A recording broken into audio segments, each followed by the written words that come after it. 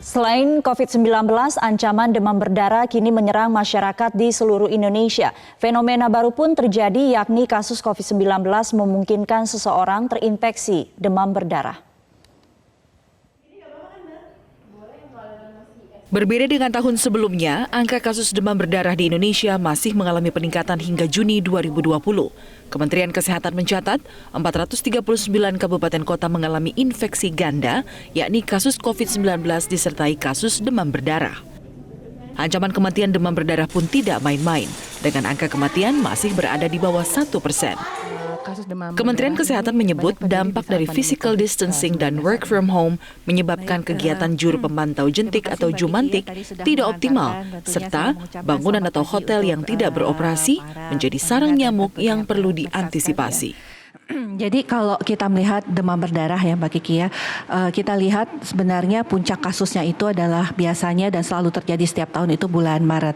Tapi mengapa kemudian ada satu hal yang berbeda tentunya pada tahun ini adalah kami melihat bahwa penambahan kasusnya ini adalah sampai dengan bulan Juni kita masih menemukan jumlah kasus demam berdarah yang cukup banyak. Yang artinya angka ini adalah sesuatu yang agak berbeda dari tahun-tahun sebelumnya. Kita melihat bahwa sampai saat ini kita masih menemukan kasus antara 100 sampai dengan 500 kasus per hari ya.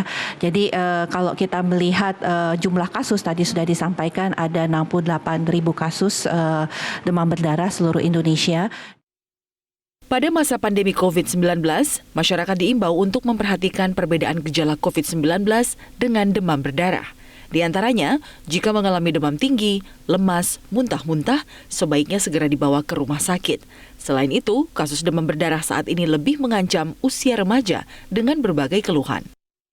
Kalau untuk kasus DBD perjalanannya memang 1 minggu, penyebabnya virus dengue yang ditularkan oleh nyamuk Aedes aegypti ya penularannya, dan biasanya keluhannya demam tinggi mendadak, kadang bisa disertai dengan muka merah dan nyeri kepala, nyeri di belakang mata, muntah-muntah, dan biasanya bisa disertai dengan pendarahan. Itu yang tidak ada pada COVID, pendarahan spontan, mimisan, gusi berdarah atau timbul bintik-bintik merah di kulit bisa terjadi.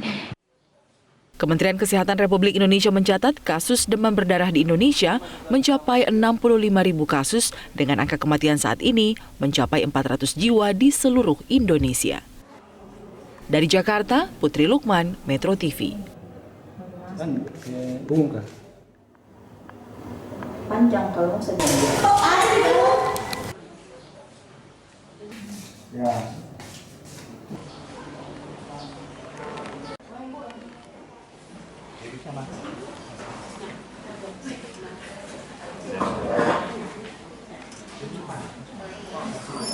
Kan